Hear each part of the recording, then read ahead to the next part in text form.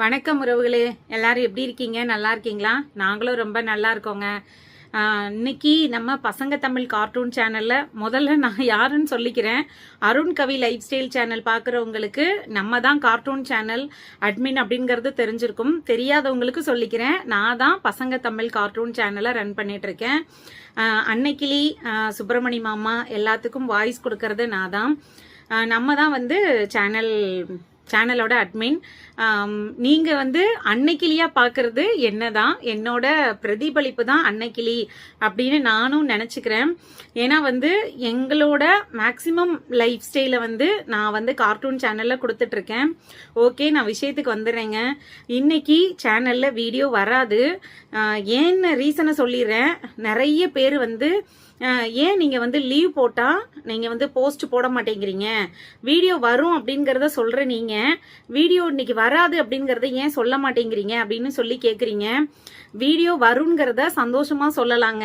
வராதுங்கிற ஒரு வருத்தமான விஷயத்த எதுக்கு சொல்லி வருத்தப்படுத்தணும் அப்படிங்கிறத தாண்டி நிறைய பேர் வந்து கொஞ்சம் கமெண்ட்ல திட்டுறாங்க. உனக்கு வேற வேலையே இல்லையா? எதுக்கு உனக்கு சேனல்? நாங்கெல்லாம் உன் சேனலை அன்சப்ஸ்கிரைப் பண்ண போறோம். நீ எதுக்கு வீடியோ போடுற? உனக்கு வேற பொழப்பே இல்லையா? இப்படி ஏதாவது வந்து சொல்லிக்கிட்டே இருக்கியே அப்படின்னு கேட்டு மனசை கஷ்டப்படுத்துறாங்க.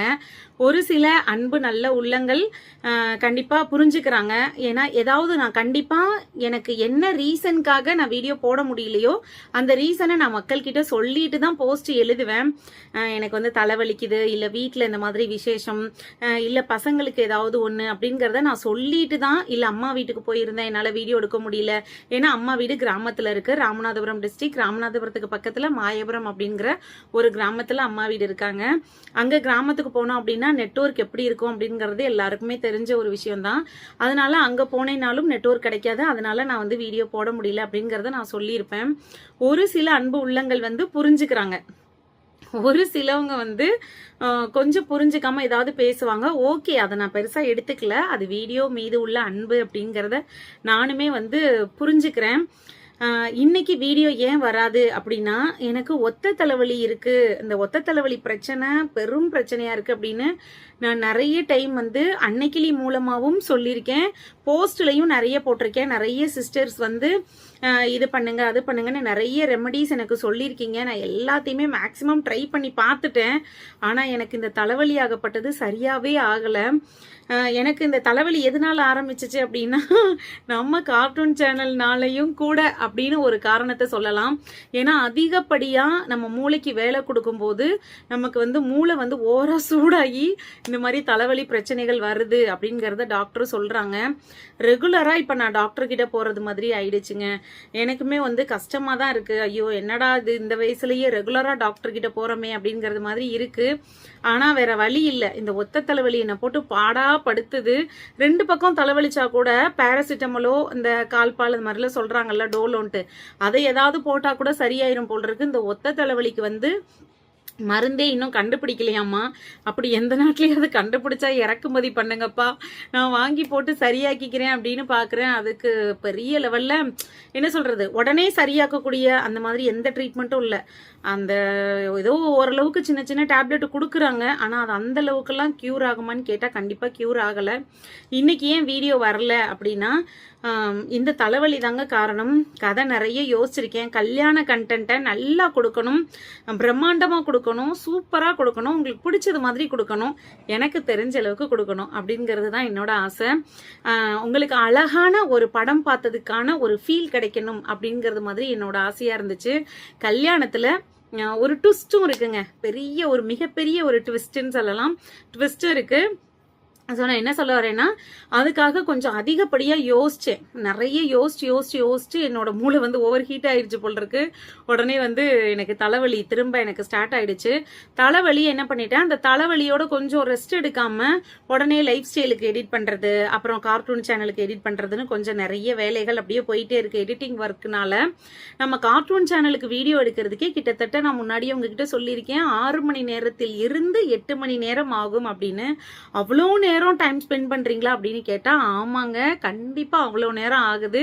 கிட்டத்தட்ட 4 மணி நேரத்துல இருந்து 5 மணி நேரம் தாராளமா கதையை நல்லா யோசிச்சு நல்ல கண்டென்ட் கொடுக்கணும், டயலாக் எல்லாம் அருமையா கொடுக்கணும், உங்களோட மனசுல பதியிறது மாதிரி கொடுக்கணும், உங்க மனசுல ஒரு தாக்கத்தை ஏற்படுத்தணும், அது உண்மையா நடந்த ஒரு விஷயமா இருக்கணும், எல்லார் வீட்லயும் நடக்கக்கூடிய ஒரு விஷயமா இருக்கணும் அப்படிங்கறது மாதிரி தெளிவா உங்களுக்கு ஒரு குடும்ப கதையை கொடுத்துட்டு இருக்கேன்ல, அது உங்களுக்கே தெரியும். அதனாலதான் நீங்க இவ்வளவு நாள் எனக்கு ஆதரவு கொடுக்குறீங்க. அந்த குடும்ப கதையை கொடுக்கறதுக்கு கிட்டத்தட்ட யோசிச்சு ஒரு வீடியோவை மேக் பண்றதுக்கு மட்டுமே எனக்கு 5ல இருந்து 6 hours ஆகுது. அதுக்கப்புறம் நான் 2 மணி நேரத்துக்கிட்ட அட்லீஸ்ட் ஒரு மணி நேரமாவது பாட்டெல்லாம் செலக்ட் பண்ணி அதுக்கு காப்பி ரைட் வருதா வரலையா அப்படிங்கறதெல்லாம் செக் பண்ணி நான் எடிட் பண்ணி பார்த்து போடுறதுக்குமே எனக்கு வந்து டைம் ஆயிடுது. அதனாலதான் எனக்கு வந்து எடிட்டிங்க்கு லேட் ஆகும். டக்குன்னு வீடியோவை எடுத்து உடனே அட்டாச் பண்ணி மேக் பண்ணி எடிட் பண்ணி போடுறதுக்கு 1 மணி நேரம் தான் ஆகும்.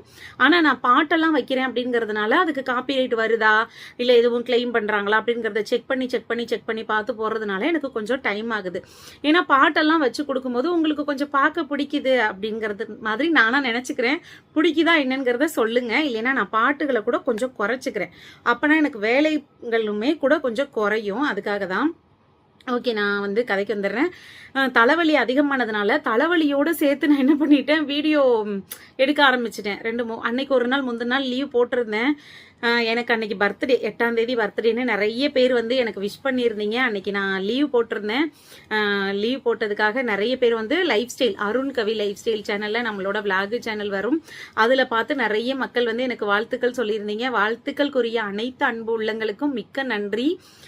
ரொம்ப சந்தோஷமா இருந்தது. எல்லாருமே வாய் நிறைய அன்னைக்கிளின்னு கூப்பிட்டு என்னை கூப்பிடும்போது மாமாவே வந்து கேக் கட் பண்ணும்போது ஹாப்பி பர்த்டே டு அன்னைக்கிளி அப்படின்னு சொல்லிட்டாங்க. என்ன மாமா அன்னைக்கிளின்னு சொல்லிட்டீங்க அப்படின்னு சொல்லி கேட்டேன். அப்புறமே கேட்டேன், டக்குன்னு வந்துருச்சுடி அப்படின்ட்டாரு. ஓகே, அதுவுமே சந்தோஷமா இருந்தது. அவங்க கூப்பிடும் போதுமே கூட ஏதாவது ஒன்று எடுக்கும்போது ஓய் அன்னைக்கிளி அப்படிங்கிறது மாதிரி கூப்பிடுவாங்க. அது என்ன படம், ஏதோ இப்போ ஒரு படம் வந்துச்சு ரீசெண்டா, இந்த படத்துல கூப்பிடுறது மாதிரி ஓய் மம்மூட்டி அப்படின்னு கூப்பிடுறது மாதிரி ஓய் அன்னைக்கிளின்னு கூப்பிடுவாங்க. அதுவுமே நல்லா இருக்கும். இப்ப இல்லைங்க, இந்த படத்துக்காக இல்ல, 3 வருஷமாவே நான் அன்னைக்கிளின்னு தான் அந்த மனுஷன் கூப்பிட்டுட்டு இருக்காப்ல. அந்த மாதிரி என் வீட்டு ஆளுங்களுக்கே என்ன அன்னைக்கிளி அப்படிங்கிற ஒரு கேரக்டர் வந்து தாக்கத்தை ஏற்படுத்திருச்சு. எங்க பிள்ளைங்களே கூட ஒரு சில நேரம் அன்னைக்கிளியம்மா அப்படின்லாம் சொல்லுவாங்க. அந்த அளவுக்கு அன்னைக்கிளி அப்படிங்கிற ஒரு கேரக்டரோட நானே ரொம்ப ஒன்றிட்டேன். அப்படி இருக்கும்போது உங்களுக்கு வீடியோ கொடுக்க கூடாது, உங்களுக்கு கதைகளை டெய்லி கொடுக்க கூடாது, உங்க மனசை டிசப்பாயின்மெண்ட் பண்ணணும் அப்படிங்கிறது என்னோட நோக்கம் கிடையாதுங்க. என்னோட சூழ்நிலை அந்த மாதிரி ஆகுது. தலைவலி அதிகமானதுனால அதோடையே அதிகமா கிட்டத்தட்ட 8 மணி நேரம் 10 மணி நேரம் நான் போனையே தொடர்ந்து பார்த்துட்டு இருக்கும்போது என்னாச்சுன்னா எனக்கு வந்து கண்ணை வந்து பாதிக்குது. கண்ணுக்கு நான் கண்ணாடி போட்டுட்டு தான் வீடியோ எடுப்பேன். வீடியோ எடுக்கும்போது இருந்தாலுமே வந்து கண்ணை வந்து எனக்கு வந்து பாதிக்குது. அது ஒரு மாதிரி எரிச்சலை உண்டாகி ரொம்ப இப்போ நம்மளுக்கு ஒரு வேலை பார்த்துட்டு ஒரு 10 நிமிஷம் ஃபோன் நோண்டுறதுக்கே வந்துட்டு தொடர்ந்து கூட ஒரு 10 நிமிஷம் ஃபோன் பார்த்துட்டு இருந்தோம் அப்படின்னா நமக்கே ஒரு மாதிரி கண்ணு எரிச்சலாக இருக்கும் சே அப்படின்னு சொல்லி தூக்கி போடுவோம். ஆனால் இதுதான் எனக்கு வேலையே அப்படிங்கிறப்ப நான் எவ்வளோ நேரம் வீடியோ எடுப்பேன், எவ்வளோ நேரம் நான் அதில் பார்ப்பேன், எவ்வளோ நேரம் எனக்கு ஸ்க்ரீன் டைம் இருக்கும் அப்படிங்கிறத நீங்கள் நல்லாவே யோசிச்சிருப்பீங்க, உங்களுக்கு புரியும். அதனால தான் நான் சொல்கிறேன். அதனால கிட்டத்தட்ட நான் வந்து 8 மணி நேரம் 10 மணி நேரம் ஸ்க்ரீனையே பார்க்கறதுனால எனக்கு வந்து கண்ணை கொஞ்சம் பாதிக்குது. அதுக்கு கண்ணாடி போட்டாலுமே கொஞ்சம் எரிச்சல் எல்லாம் அதிகமாகவே இருக்குது. இன்னைக்கெல்லாம் பயங்கர எரிச்சல். நல்லா குளிர எண்ணெயை தேய்ச்சி தலைக்கு குளிச்சுட்டு தான் வந்து உட்கார்ந்துருக்கேன். அந்த அளவுக்கு வந்து எனக்கு தலைவலி இருக்குங்க. யாரும் வந்து தப்பாக எடுத்துக்காதீங்க. என்னடா அடிக்கடி இன்னைக்கு லீவு அப்படிங்கிறதுனால நான் வீடியோ போடலைங்க. அடிக்கடி கொஞ்சம் லீவ் வருது அப்படிங்கறத நினைச்சு நிறைய பேர் வந்து கொஞ்சம் திட்டுறீங்க, கமெண்ட் பண்றீங்க. அதுக்காக தான் நான் வந்து உங்களுக்கு வந்து சொல்றேன். யாரும் வந்து தவறா நினைக்காதீங்க, இவங்களுக்கு திமிராயிடுச்சு, நம்ம வீடியோ பாக்குறதுனால இவங்க ஓவரா பண்றாங்க அப்படின்னு யாருமே தப்பா நினைக்காதீங்க. சீரியஸா எனக்கு வந்து இந்த மாதிரி ப்ராப்ளங்கள்லாம் இருக்கு. அதனால மட்டும்தான் என்னோட வீடியோ வந்து கொஞ்சம் லேட் ஆகுதே தவிர மற்றபடி எதுவுமே கிடையாது. என்னைக்கும் ஒரு சில நாட்கள் வீடியோ வரல அப்படின்னா யாரும் தப்பா எடுத்துக்காதீங்க. உண்மையாவே எனக்கு பிரச்சனை இருக்குங்க. உனக்கு வேற வேலையே இல்ல, சத்யராஜ்னு நினைக்கிறேன் ஒரு ஐடி, அந்த ஐடியில இருந்து சொன்னாங்க, உனக்கு வேற வேலையே இல்லையா, உனக்கு பிறந்த நாள் இன்னைக்கு, நாளைக்கு உன் புருஷனுக்கு பிறந்த நாள், அடுத்து உன் பிள்ளைக்கு பிறந்த நாளுன்ட்டு நீ வீடியோ போடாம இருப்ப, எங்களெல்லாம் பார்க்கல உனக்கு எப்படி தெரியுது அப்படின்னு. அது வீடியோ மீது உள்ள அன்புல தான் நீங்க கேக்குறீங்கன்னு எனக்கு புரியுது சத்யராஜ். ஆனா என்ன பண்றது, என்னோட சூழ்நிலையும் இருக்குல்ல. அதனால எல்லாருக்குமே வந்து எல்லா நேரத்திலையும் உடல் நிலைகள் வந்து நல்லா இருக்கும், ஆரோக்கியமா இருக்கும்னு சொல்ல முடியாதுங்க. சில பல பிரச்சனைகளும் இருக்கு. அதையும் தாண்டி நான் வந்து வீடியோ எடுத்து போட்டுட்டு இருக்கேன். எனக்குமே இது வந்து ரொம்ப பிடித்தமான ஒரு விஷயம். நானுமே அன்னைக்கு பொழுதுக்கு நான் வீடியோ எடுக்கல அப்படின்னா நான் லைஃப் ஸ்டைல் சேனல்லையும் சொல்வது உண்டு. நான் வந்து வீடியோ எடுத்து போடலை அப்படின்னா எனக்குமே ஒரு மாதிரி இருக்கும், ஐயோ இன்னைக்கு நம்ம வீடியோ எடுக்கலையே, அன்னைக்கிலேயே பார்க்கல, மாமான்னு கூப்பிடலை அப்படின்னு சொல்லி ரொம்ப ஃபீல் பண்ணுவேன். எனக்கு அன்னைக்கிலே மாமா அப்படின்னு கூப்பிடும்போது அவ்வளோ ஒரு சந்தோஷமா இருக்கும். நீங்க பார்த்து எவ்வளவுக்கு எவ்வளவு சந்தோஷப்படுறீங்களோ அதே அளவுக்கு அதை விட அதிகமாவே நானும் வந்து ரொம்ப சந்தோஷப்படுறேங்க.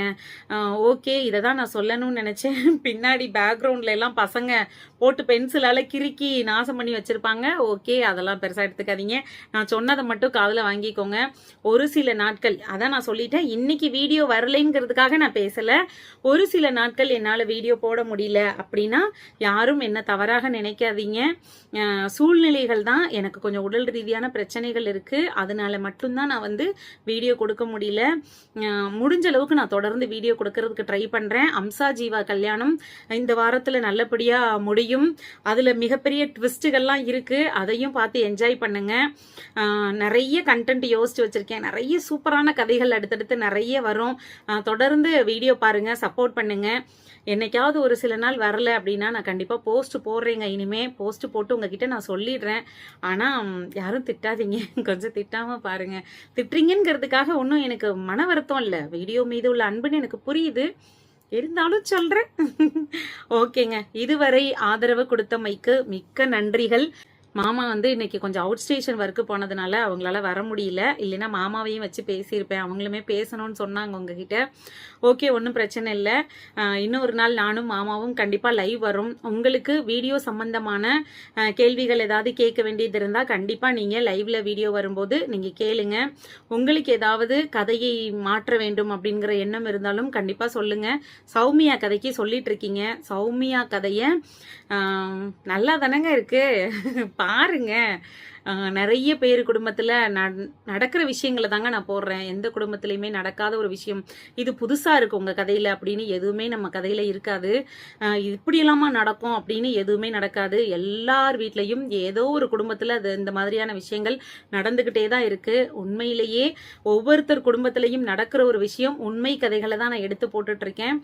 ஆமா, ஓகே ஃப்ரெண்ட்ஸ், இதுவரை ஆதரவு கொடுத்ததுக்கு ரொம்ப நன்றி. பசங்க தமிழ் கார்ட்டூன் சேனலை சப்ஸ்கிரைப் பண்ணி பார்க்காதவங்க ப்ளீஸ் சேனலை சப்ஸ்கிரைப் பண்ணி பாருங்க. அப்படியே அருண் கவி லைஃப் ஸ்டைல் சேனலையும் நான் மாமா பசங்க எல்லாரும் விளாக் சேனல் போட்டுட்ருக்கோம். வெயிட் லாஸுக்கான இதெல்லாம் போட்டுட்ருக்கேன், வீடியோஸ்லாம் போட்டுட்ருக்கேன். அதையுமே செக் பண்ணி பாருங்க. உங்களுக்கு பிடிச்சது அப்படின்னா நீங்கள் அருண் கவி லைஃப் ஸ்டைல் சேனலையும் சப்போர்ட் பண்ணுங்க. ஓகே ஃப்ரெண்ட்ஸ், நன்றி, வணக்கம்.